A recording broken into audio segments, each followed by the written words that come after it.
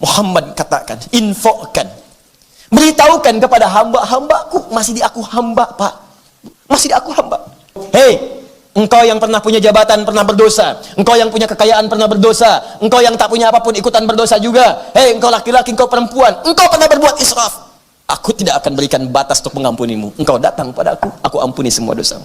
Kalau Anda bisa berkenan membacakannya sebelum tidur, ya, malam hari, saya sangat merekomendasikan ayat ini.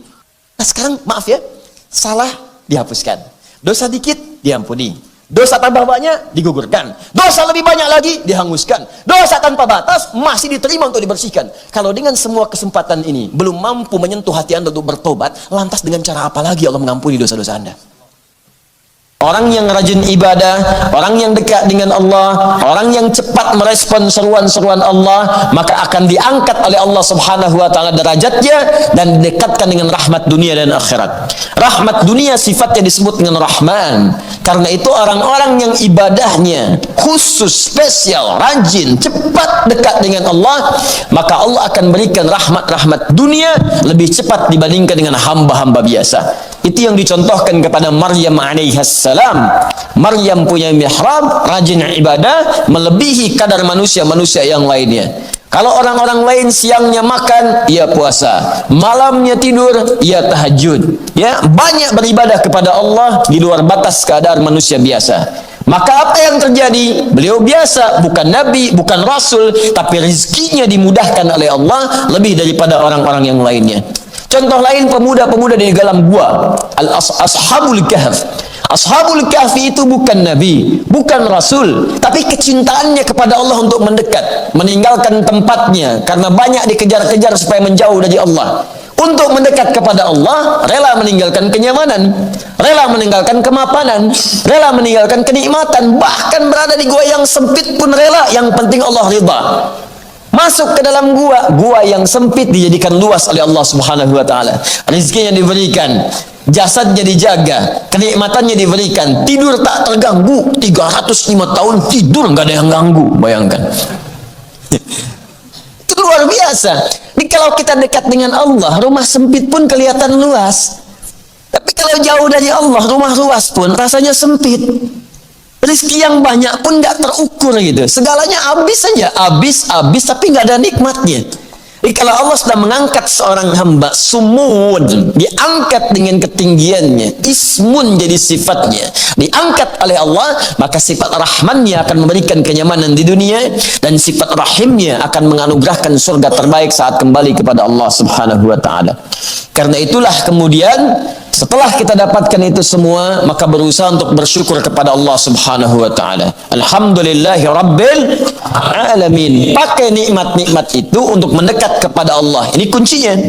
Jadi kalau Allah berikan pada kita pakaian, pakai untuk mensyukuri nikmat Allah, pakai untuk nutup aurat, pakai untuk ibadah, pakai untuk salat, pakai untuk ta'lim. Allah berikan kita rizki berupa sepeda, pakai untuk mendekat kepada Allah. Cari rizki, olahraga supaya sehat, sehatnya diniatkan untuk ibadah, bukan sekedar olahraga. Jadi kalau cuma olahraga pakai sepeda, yang belum beriman pun bisa pakai sepeda untuk olahraga. Bahkan di tempat yang sama, yang membedakan apa? Niat. Pekerjaan, aktivitas disebut amal, jamaknya disebut amal. Untuk membedakan amal aktivitas kita dengan orang yang belum beriman ada pada niatnya. Apa rumusnya? Hadis Nabi sallallahu alaihi wasallam, riwayat Al-Imam Al-Bukhari di kitab yang pertamanya dari kitab Al-Jami' As-Sahih. An Umar bin Al-Khattab radhiyallahu ta'ala anhu, hadis riwayat Umar bin Khattab, semoga Allah meridai kepadanya. Sami'tu Rasulullah sallallahu alaihi wasallam yaqul, saya pernah mendengar Rasulullah sallallahu alaihi wasallam pernah bersabda, innamal a'malu binniyat. Sungguh semua pekerjaan itu akan dinilai berdasarkan niatnya. Pakai sepeda boleh, olahraga bagus. Apa niatnya? Kalau niat sekedar sehat, maka tak ada kemudian kemuliaan akhiratnya, pahala kosong.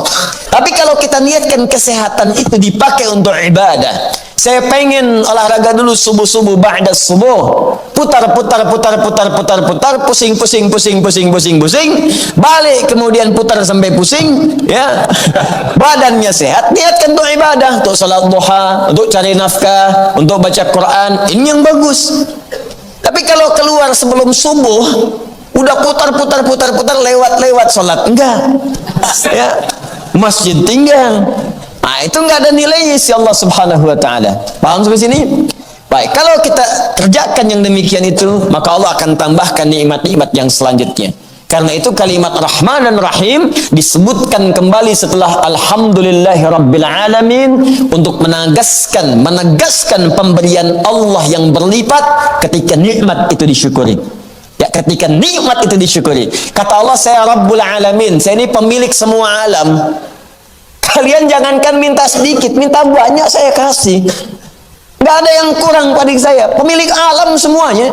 Siapa orang paling kaya di muka bumi? Cuman punya sedikit dari bumi. Saya punya semuanya. Bumi punya saya, kata Allah. Langit punya saya. Alam jin saya yang punya. Manusia saya yang punya. Hewan saya yang punya. Tumbuhan saya yang punya. Kamu tuh cuman punya sedikit. Mau minta apa? Saya berikan sampai kamu puas. Wala sawfa yu'tika rabbuka fatarda. Saya kasih. Gak ada batas bagi saya, kata Allah. Bagaimana cara Allah melipat gandakan balasan kita? Syukur. Itu yang dimaksud Quran surah ke-14 ayat ke-7. La in syakartum la azidannakum. Kalau kamu syukur, saya tambah. Saya tambah. Rumusnya syukur. Syukur itu tadi pakai semua nikmat untuk kepentingan mendekat kepada Allah. Harta banyak, keluarkan zakat. Yang lebihnya gunakan untuk berkhidmat kepada Allah. Sekalipun dipakai dalam urusan dunia, tapi niatkan untuk mendekat kepada Allah. Itu poinnya. Nah, ada yang menarik di paparan di kitab Tafsirul Jalalain antara hubungan Rabbul Alamin dengan Ar-Rahmanir Rahim. Kalau dinisbatkan kepada makhluk, rahmat itu puncak perhatian, kasih dan sayang. Yang dengan perhatian itu ia rela merasakan penderitaan asal yang disayang itu merasakan kenyamanan. Kalau yang dimaksud makhluk, ya, tempat rahmat itu rahim. Perempuan punya rahim dalam perutnya. Kenapa dinamakan dengan rahim? Karena di dalamnya ada sosok yang sangat disayang, dikasihi, dan diberikan perhatian luar biasa, sekalipun yang mengandung itu merasakan sakit untuk itu. Gak apa-apa sakit, yang penting yang dikandung ini merasakan kenikmatannya. Ya, silahkan tanyakan pada setiap yang mengandung. Saya melihat istri saya saat mengandung, juga mungkin istri-istri Anda yang Anda perhatikan. Atau tanyakan pada ibunda kita yang telah melahirkan kita. Saat mengandung, kata Al-Quran, wahnan ala wahnin. Quran surah ke-31 ayat ke-14. Sulitnya luar biasa. Miring kanan susah, kiri susah, telungkup mustahil. Ya, terlentang juga sulit. Tapi dipertahankan semua itu untuk apa? Supaya anak yang dikandung ini merasakan nikmat dan sayang. Makanya sebagian ahli hikmah mengatakan, ini cuma hikmah ya, boleh jadi tinjauan lain itu bisa berbeda. Ahli hikmah mengatakan, kenapa yang terlahir dari bayi itu ketika keluar pertama kalilah tangisan dalam dirinya? Karena dia khawatir tidak mendapatkan kenikmatan yang sama ketika berada dalam rahim ibundanya. Ahli hikmah mengatakan demikian. Karena itu, kalau ada sifat rahmah, kemudian dinisbatkan kepada makhluk, maka itu puncak kasih, sayang, dan perhatian yang diberikan kepada seseorang atau satu pihak, dan dengan perhatian itu ia rela menderita untuk memberikan kenyamanan pada siapa yang diperhatikannya. Jelas? Makanya ibu kan seperti itu ya. Kadang-kadang ngutang dulu, minjam dulu supaya anaknya lulus kuliah, tapi nggak pernah ngasih tahu kalau itu pinjaman. Nggak apa-apa dicaci orang, nggak apa-apa datengin orang, nggak apa-apa ditagih orang, bahkan kadang-kadang diteror. Yang penting anaknya nggak usah tahu. Itulah ibu. Makanya kalau sedang kesal pada ibu, coba pikir-pikir dulu sulitnya ibu waktu didik kita. Itu bahasa Qurannya. Ya, kata Allah, wassainal insana biwalidayhi. Kami wasiatkan, berikan pesan yang tegas pada setiap anak untuk berbakti pada kedua orang tuanya. Kalau sedang punya masalah dengan orang tua, apalagi dengan ibu, hamalathu ummu wahnan ala wahn. Kamu pikir dulu kau mau marah, pikir dulu. Ibu kandung itu ngandung kamu 9 bulan, itu sulitnya luar biasa. Berat, kata Allah itu. Jadi kalau mau marah tuh pikir-pikir dulu. Saya tuh kadang sedih, kadang-kadang tuh pengen bertindak pada anak-anak sekarang itu yang dengan seentengnya aja memperlakukan ibunya. Ada gara-gara uang 10.000 ditendang kepala ibunya. Hanya karena uang 10.000, Anda bayangkan. Ada yang mengeksekusi, ada yang mencaci maki. Ini siapa sebetulnya? Kata Quran, kamu pikir-pikir dulu, ibu kamu itu 9 bulan ngandung di perutnya. Kamu dibawa-bawa kemana-mana. Ya, wahnan ala wahnin, sulitnya luar biasa. Di Quran surah ke-46 ayat ke-15 disebutkan karha. Itu luar biasa. Karha itu perasaan yang tidak mudah gitu. Ya, sulit. Kalau sekarang nggak suka itu kalau kita tuh mual kalau dalam bahasa orang mengandung. Ya, isyarat Quran tuh ada. Orang ngandung tuh katanya kadang bawa mual, kadang nggak enak. Itu Quran surah 46 ayat ke-15. Bahkan di Quran surah ke-7 ayat 189, falamma asqalat kata faqal. Ya, faqal itu kalau Anda ngangkat beban, barbel, ya, angkat beban. Ya, angkat beban, barbel Anda angkat, kan yang angkat tangan kan? Tapi berat beban itu ke semua tubuh terasa kan? Ya, ke badan terasa, ke kaki terasa, yang angkat tangan. Kenapa yang semicut itu mulut kemudian wajahnya? Beda? Itu bebannya terasa. Ya, ibu saat mengandung pun itu diilustrasikan oleh Quran itu menggunakan kata fakal. Yang ngandung perutnya, tapi yang sakit bisa kepalanya, yang sakit bengkak bisa ke kakinya, bisa ke tangannya. Dan bahasa Quran sederhana, kalau mau marah sama ibu, ingat-ingat dulu ini. 9 bulan kamu dibawa kemana-mana, nggak pernah kemudian disimpan dulu. Pernah ada seorang ibu mengandung mau nyuci, nah ibu mau nyuci dulu, kamu istirahat dulu di sini ya? Tidak, nggak ada. Kandung sampai keluar, selesai nyuci bawa, nyapu bawa, ya beres-beres bawa, dibawa. Pikir dulu kata Quran. Nah, itu kalau dinisbatkan kepada makhluk. Kalau dinisbatkan kepada Khalik Allah subhanahu wa ta'ala, maka sifat menanggung penderitaan itu dihilangkan. Karena mesti ada beda antara Khalik Allah dengan makhluk. Itu kaidah. Karena itu sifat rahmat Allah diberikan tanpa batas kepada manusia sampai ia kembali mau mendekat kepada Allah subhanahu wa ta'ala. Itu perbedaannya. Di Allah itu teman-teman, itu nggak ada batasnya. Nih saya contohkan ya, pelaku maksiat segelap-gelapnya, sepekat-pekatnya, sehitam-hitamnya dosa melekat pada diri manusia, itu oleh Allah diberi kesempatan sampai mau balik, sampai ajalnya tiba. Jadi kalau sebelum ajalnya sampai ke kerongkongan, itu dibentangkan terus rahmatnya dengan sifat rahmatnya. Ya, kita ambil contoh ya. Di Quran itu ilustrasi kesalahan itu ada 5 jenis, dan setiap jenisnya itu selalu dilekatkan sifat Allah untuk mengampuninya. Misal, kesalahan pertama disebut khata'un. Kalau berbuat kesalahan ini, perbuatannya disebut akhta'a yukhti'u. Satu kali salah, khata'. Beberapa kali salah, banyak akhta'. Banyak salah. Khataya. Ya, kalau kita ngaku, ya Allah saya ngaku banyak salahnya, tak terlukiskan. Banyak ya Allah. Maka tambahkan ya pendek di akhirnya. Ya. Khataya. Ya.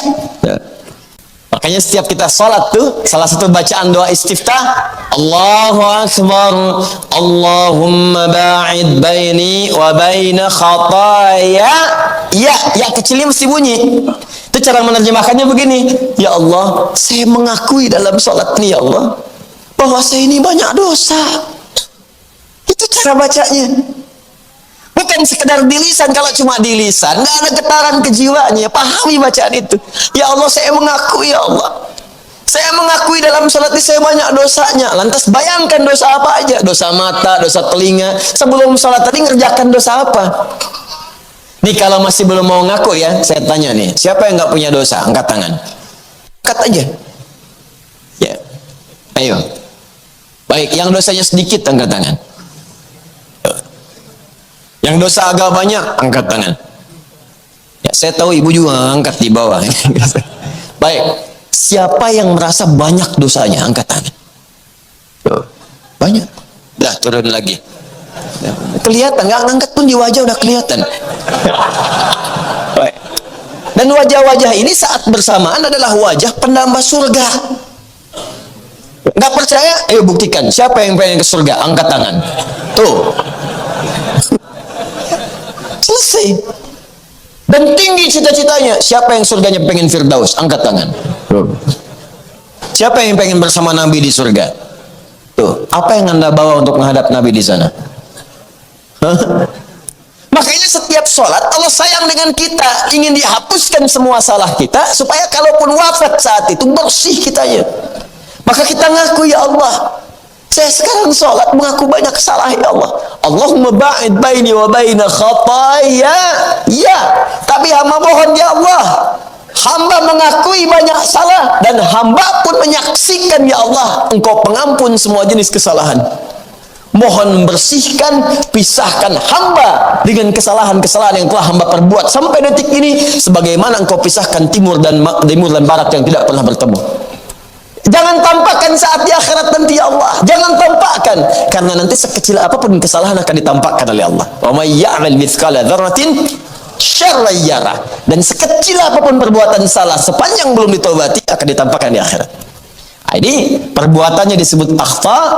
Jika sudah terjadi kesalahan khata, agak banyak akhta, kemudian banyak lagi disebut khata, ya. Allah menurunkan satu sifat untuk menghapuskan ini semua. Disebut al-afu namanya. Nah, khata ini itu adalah kesalahan yang jelas salah. Walaupun sifatnya masih umum. Bisa jadi mengandung dosa, bisa jadi salah tapi belum tentu berdosa.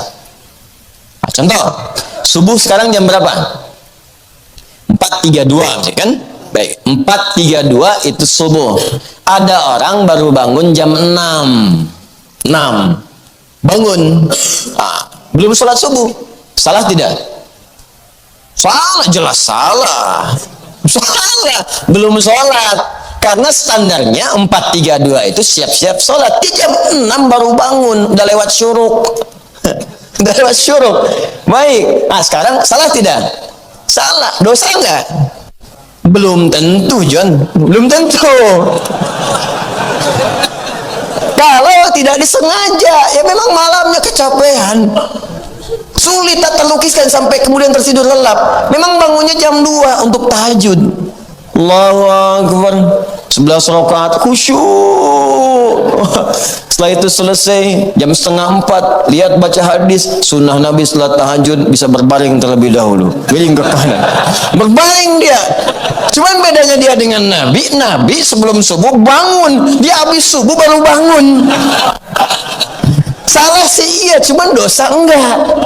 Nah, itulah khata namanya. Kalau sudah mengandung dosa, maka berubah kalimatnya menjadi dzambun. Dzambun. Satu jenis. Baik, subuh 4.32, dia bangun jam 6 sengaja. Memang sengaja terlambat karena malamnya dihabiskan nonton bola. Nonton Madrid nih, menangis, kalah kan? Gak menang, ketiduran, terlambat bangun, salah dan dosa dia. Kesalahan yang mengandung dosa, sekali dosa disebut dzambun. Allah tidak menginginkan ada orang, ada hamba berdosa sekalipun sedikit dosanya. Kamu datang ke dunia bersih, pulang jangan bawa kotoran, bersihkan oleh Allah, seketika dihapuskan. Maka diturunkan sifat yang kedua namanya ghafir. Ghafir. Muncul Quran surah ke-40 ayat ketiga.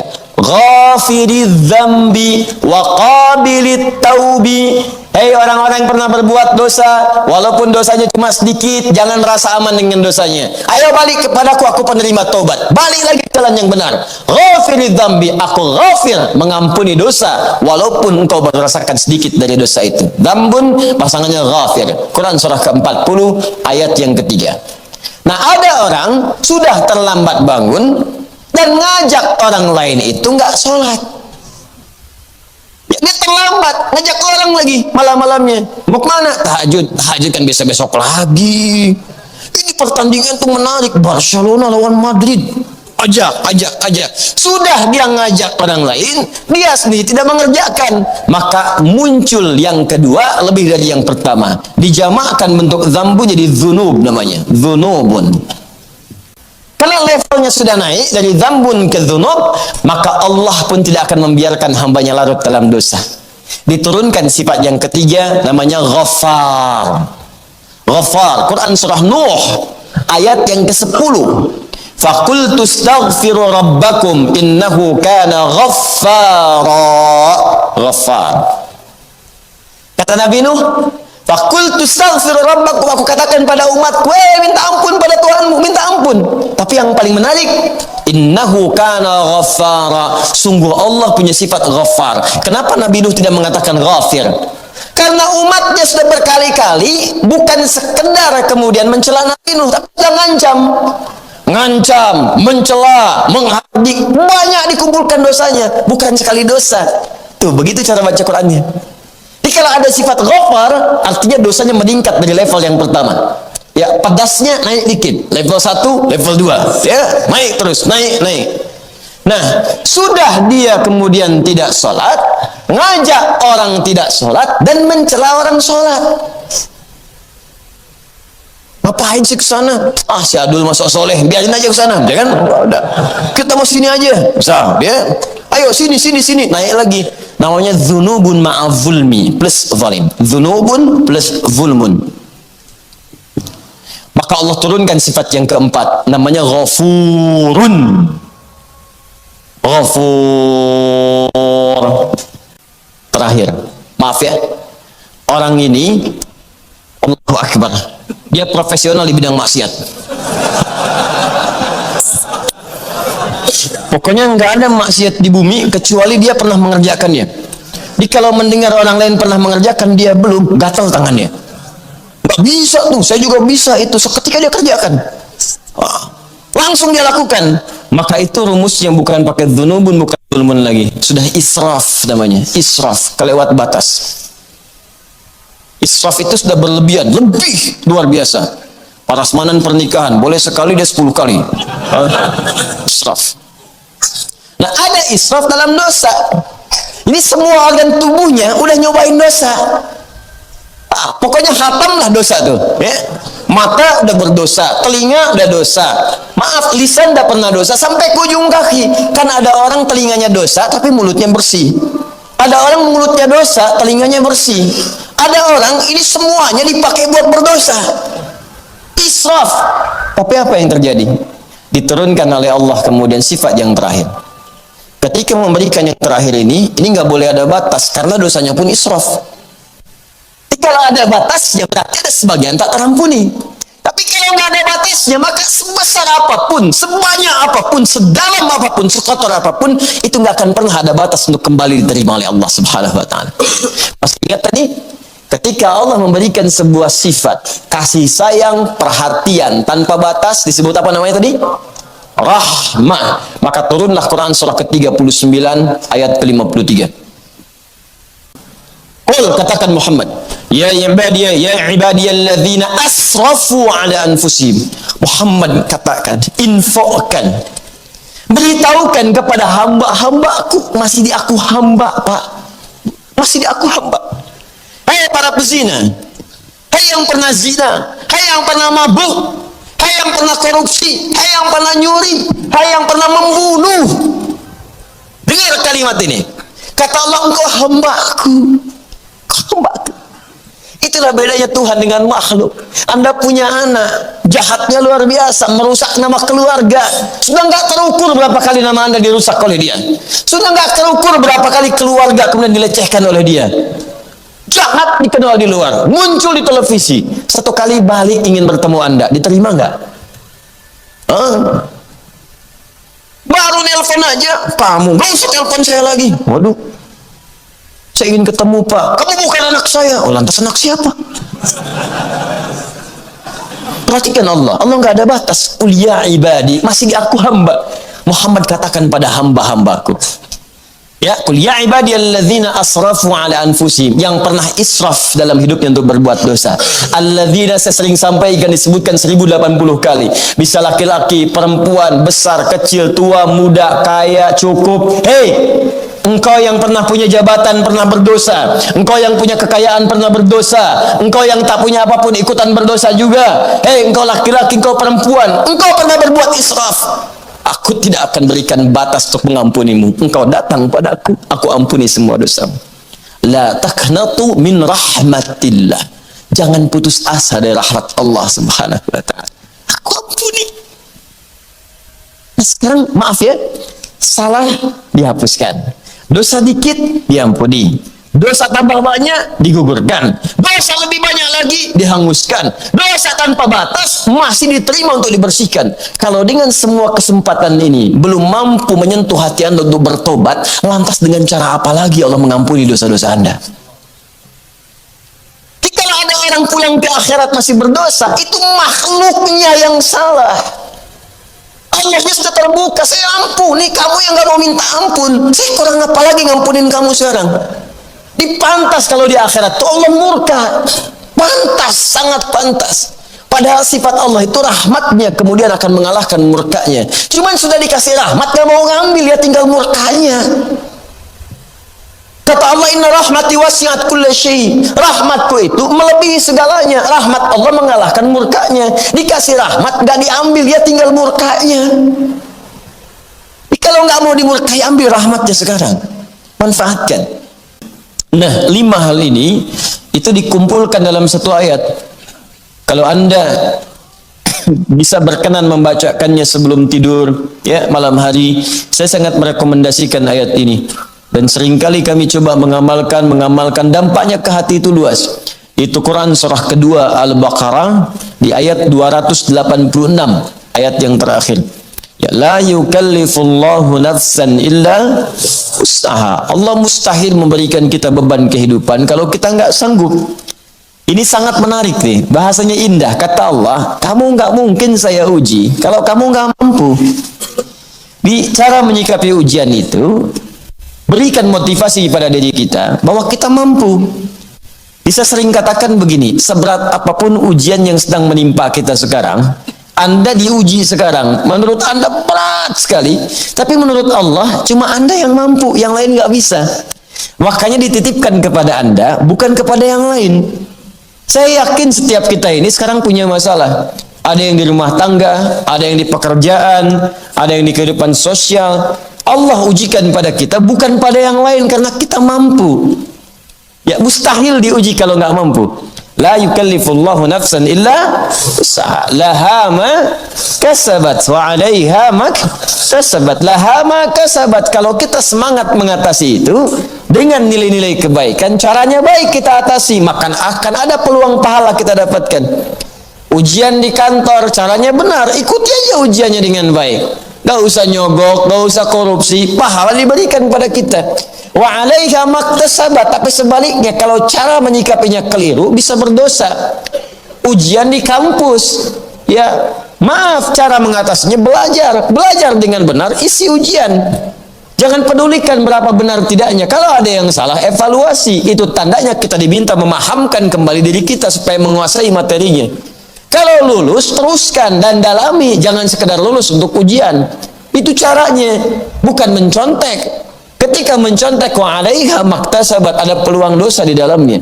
Dosa itu, kata Nabi, sesuatu yang saat engkau kerjakan, engkau takut ketahuan orang lain, dan dirimu pun gelisah.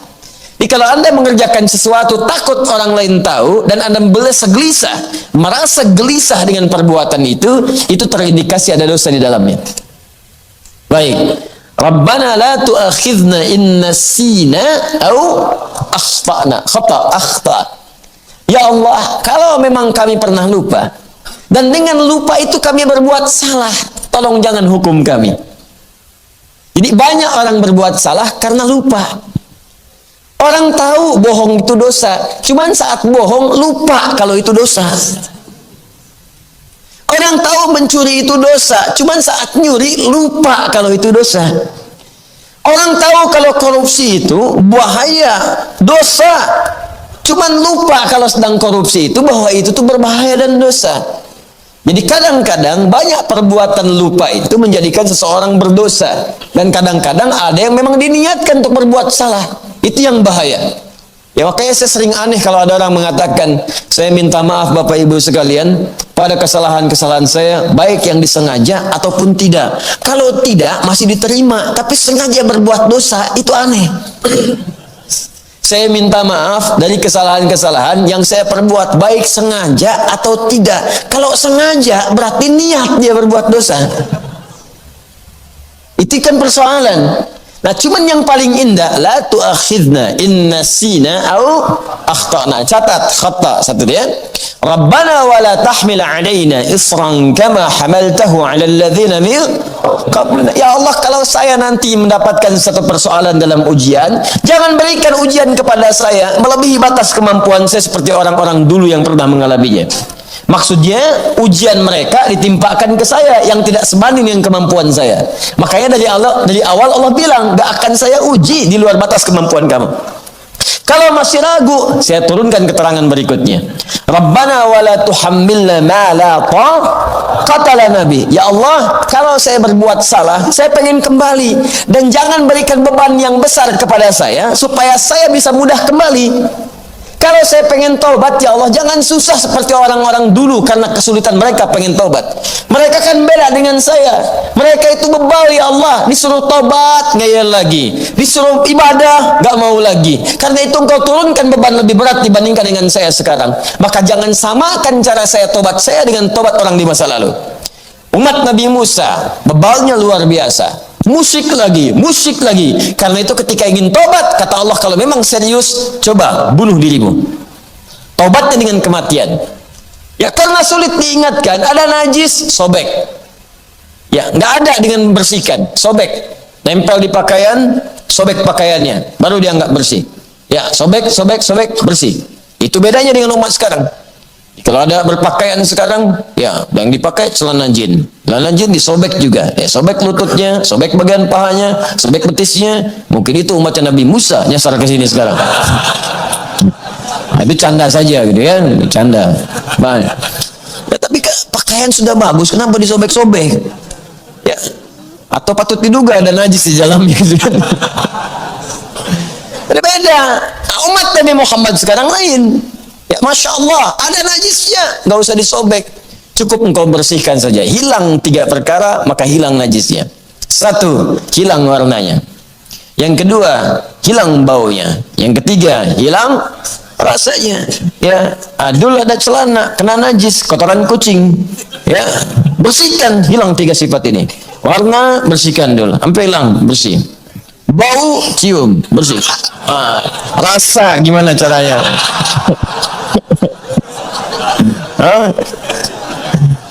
Jangan dijilat. Ya. Oh, dijilat Ustaz, apa dalilnya? Ijajul jilatil ardu. Bukan. Itu ngarang namanya. Tidak, itu ngarang. Cukup ghalabatiz dzan. Prasangka kita yang paling kuat bahwa itu sudah bersih, itu menghentikan kemudian najis yang berlaku pada saat itu. Bersih hukumnya. Sekarang kembalikan. Khata. Jadi sudah ada. Taklif yang berat, ya, dzunubun ma'zulmi. Rabbana wa la tuhammilna ma la taqata lana bi. Israf. Karena mereka berlebihan, tobatnya susah, israf namanya. Berkumpul di situ khata, dzambun, dzunubun ma'zulmi, ya, dzunubun ma'zulmi, kemudian israf. 5-nya berkumpul. Maka untuk menyelesaikan 5 hal ini mesti muncul 5 yang ini. Maka dijawab oleh Allah. Perhatikan kalimatnya. Setelah Rabbana wa la tuhammilna ma la taqata lana bi. Setelah itu apa? Wa'fu anna. Al-afu. Wa'fu anna. Ya Allah, turunkan sifat afumu kepada kami. Maafkan kami, ya Allah. Hapuskan akhta, kekurangan-kekurangan, kesalahan-kesalahan kami yang telah kami perbuat. Setelah itu, waghfir lana fil amr lit talab. Permohonan kepada Allah dengan kata ghufran, waghfir. Ighfir itu mencakup 3 makna. Ghafir, ghaffar, ghafur. Ya Allah, kalau memang saya dosanya sedikit, turunkan sifat ghafirmu, waghfir lana. Kalau banyak, ya Allah, dzunubun, turunkan sifat ghafarmu, waghfir lana. Kalaupun melimpah, ya Allah, turunkan sifat ghafurmu, waghfir lana. Ya Allah, dosaku makin banyak, lebih daripada limpahan. Aku tak bisa mengukur berapa banyak dosa yang telah aku kerjakan selama hidup. Israf aku, ya Allah. Tidak berhenti sampai di sini.